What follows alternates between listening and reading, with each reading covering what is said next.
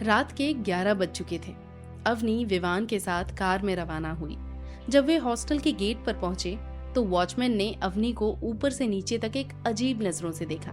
अवनी को उस नजर का मतलब समझ नहीं आया। वो चुपचाप विवान की कार की अगली सीट पर जाकर बैठ गई। पहले कई बार ऐसा हुआ था कि जब वो पीछे बैठी थी तो विवान झड़क देता, मैं क्या तुम्हारा ड्राइवर हूं? आगे आकर बैठो। इसलिए आज उसने खुद ही समझदारी दिखाई और आगे बैठ गई। विवान ने बिना कुछ कहे गाड़ी आगे बढ़ा दी। उसे अवनी की हर आदत, उसकी पसंद नापसंद का अंदाजा था, इसलिए वो खामोशी से ड्राइविंग करता रहा। विवान को पहले से ही अवनी की खुशबू मदहोश करती थी, पर आज उसका मन पूरी तरह से उसके वश में नहीं था। वो इस कश्मकश में था कि क्या उसे अभी अपने साथ ले जाए। अवनी भी यही सोच रही थी कि विवान पहले से ही गुस्से में है, तो मुंह बंद रखना ही बेहतर है। तभी विवान अचानक उसकी ओर मुड़ा और कड़वाहट से बोला, वो लड़के वहां बदतमीजी कर रहे थे और तुम चुपचाप बैठी एंजॉय कर रही थी। तुम्हें याद है ना कि वो मेरा ऑफिस है? अवनी की आंखों में आंसू भर आए। उसने कांपती आवाज में कहा, सर वो लड़के पहले भी ऐसी हरकत कर चुके हैं और मैंने डांटा था, इसलिए आज वो इतने लोगों को साथ लेकर। विवान ने उसकी बात को काटते हुए कहा, इसलिए तुम उनके साथ गप्पे लड़ा रही थी? लड़की हो तो क्या अकेले होने पर कुछ भी करोगी? अगर तुम किसी अच्छे परिवार से होती तो तुम्हें पता होता कि शालीनता क्या होती है, पर तुम्हारा कोई है ही नहीं, इसलिए तुम अपनी मर्जी से जहां चाहे मुंह मारती हो। अवनी बिना किसी गलती के विवान की गालियां सुन रही थी। वो जानती थी कि विवान बहुत गुस्सेल है। उसने कई बार फाइलें उसके मुंह पर मारी थी, पर कंपनी के कॉन्ट्रैक्ट की वजह से वो दांत पीसकर सब सह रही थी। विवान के मन में रंजीत मामा और अवनी की वो मुलाकात भी खटक रही थी।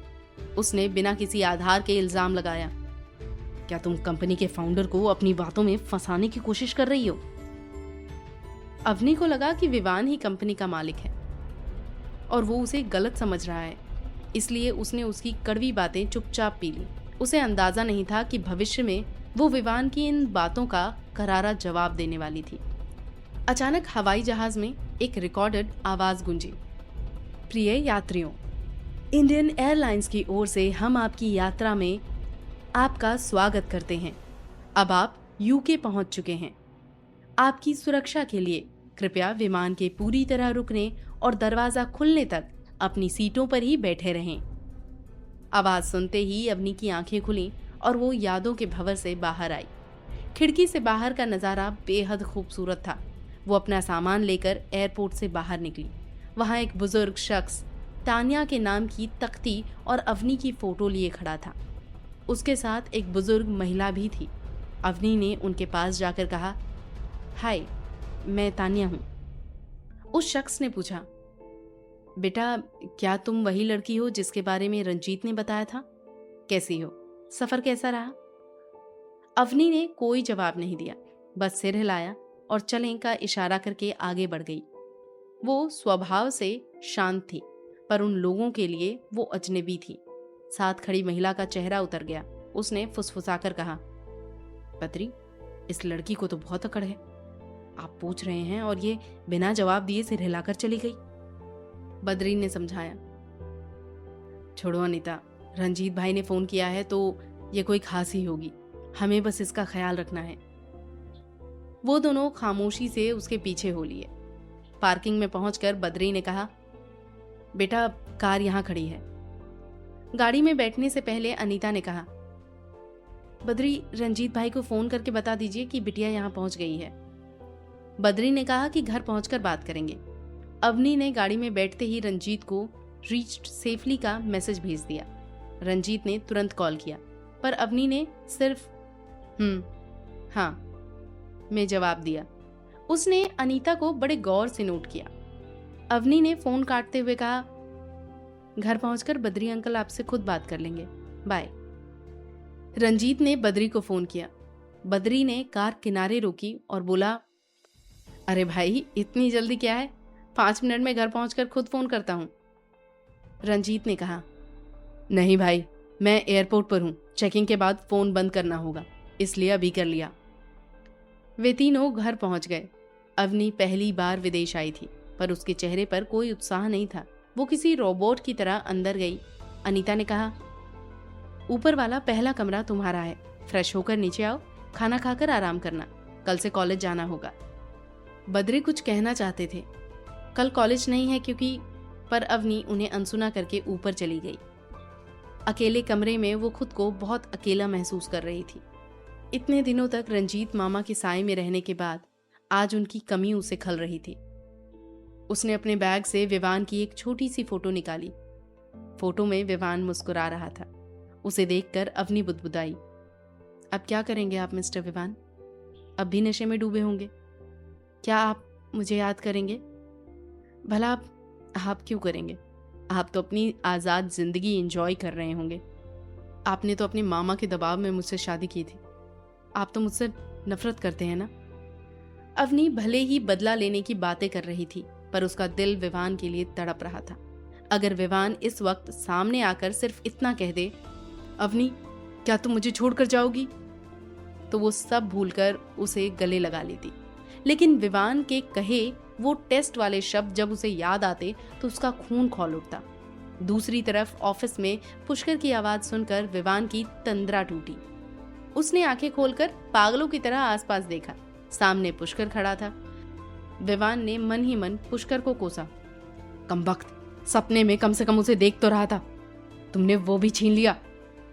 उसने चिढ़कर पूछा, क्यों जगाया मुझे? पुष्कर ने जो जवाब दिया उसे सुनकर विवान के चेहरे का रंग उड़ गया।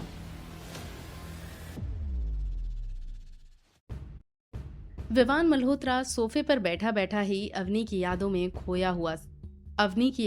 खोया हुआ सो गया था। जब पुष्कर ने उसे आकर जगाया तो विवान ने उसे बुरी तरह झाड़ दिया। पुष्कर चिढ़कर वहां से बाहर निकल आया। वो सीधा एक होटल पहुंचा और अपना खाना ऑर्डर करके इंतजार करने लगा। तभी उसके फोन पर विघ्नेश का कॉल आया। कॉल उठाते ही विघ्नेश उस पर बरस पड़ा, पुष्कर, तू लावण्या की लैब में क्यों गया था? वो मुझे बुरी तरह सुना रही है भाई। और तो और उसने मजबूरी में मेरा नया नंबर आशिका को दे दिया। अब वो फोन करके रोए जा रही है। तुम लोग आखिर चाहते क्या हो मुझसे? विघ्नेश की बातें सुनकर पुष्कर ने तंज कसा, देख भाई, तुम दोनों को अपना दोस्त मानना ही मेरी जिंदगी की पहली और सबसे बड़ी गलती थी। अभी विवान ने मुझे एक राउंड सुनाया और अब तू शुरू हो गया। तुम दोनों के मन में चल क्या रहा है पहले ये बताओ। ढोलक की तरह मैं दोनों तरफ से पिट रहा हूं और बीच में पिस रहा हूं। अब से जो भी है तुम दोनों खुद निपट लो, मुझे बीच में मत घसीटना। पुष्कर चिल्लाने लगा। विघ्नेश अचानक शांत हो गया और बोला, अच्छा छोड़ वो सब, ये बता क्या तू अवनी के किसी दोस्त को जानता है? पुष्कर ने झुंझलाकर कहा, मुझे अवनी के बारे में उतना ही पता है जितना यहां आकर देखा। अब उसके दोस्त का बायोडाटा मैं कहां से लाऊं? तू जासूस है ना, खुद पता लगा। विघ्नेश ने जानकारी साझा की। मैंने अपनी तहकीकात शुरू कर दी है। एक बार अवनी ने विवान से चंदू नाम के किसी दोस्त का जिक्र किया था। मैंने पुरानी कड़ियां जोड़ी तो पता चला कि चंदू हिमाचल में है। मैं वहां गया और उससे पूछताछ की। उसे अवनी की शादी के बारे में पहले से पता था। उसने बताया कि कोई शख्स आया था जिसने उसे यकीन दिलाया कि अवनी की शादी हो गई है और वो खुश है। अब सवाल ये है कि वो शख्स कौन था जिसने चंदू को ये सब बताया? मैं इसी उलझन में हूं भाई। पुष्कर ने चिढ़कर फोन काटने से पहले कहा, जब पूरी गुत्थी सुलझ जाए तो फोन करना। ये किश्तों में कहानी मत सुना। मुझे सुकून से रोटी भी नहीं खाने दे रहे हो तुम लोग।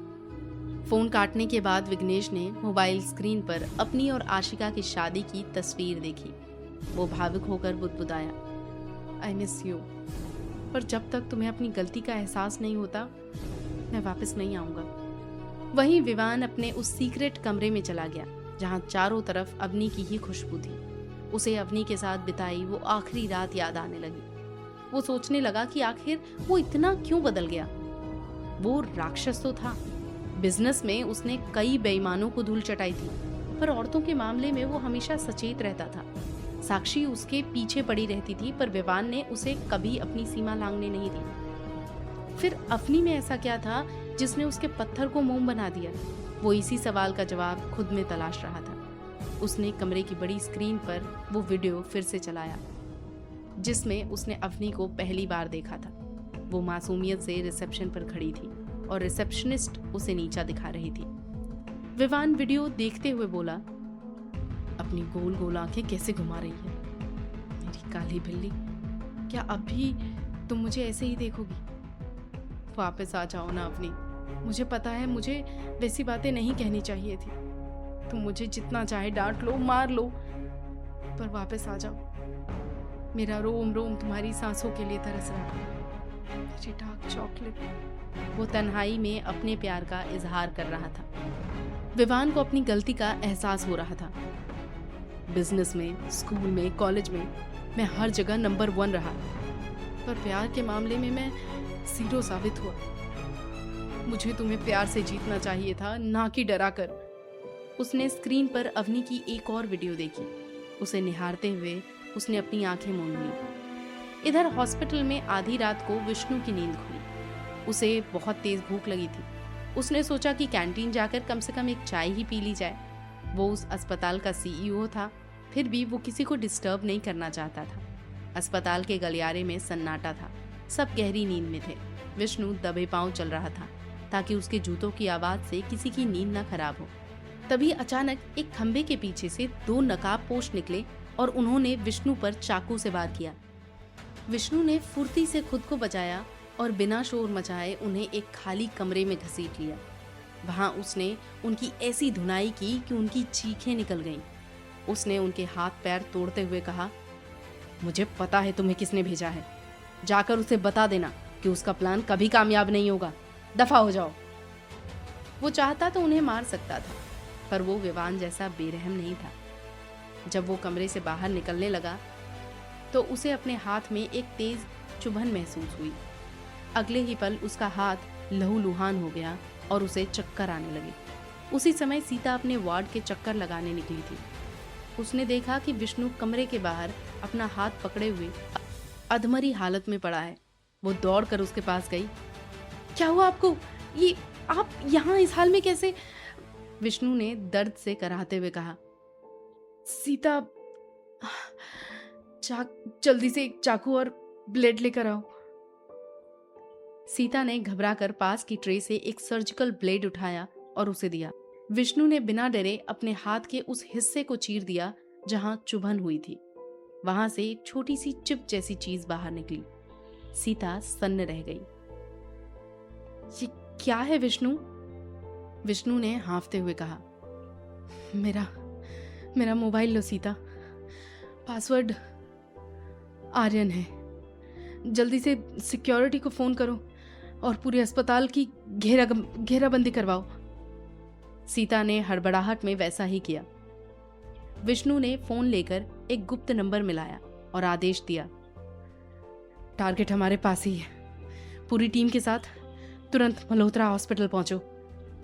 सीता की आंखों में आंसू आ गए।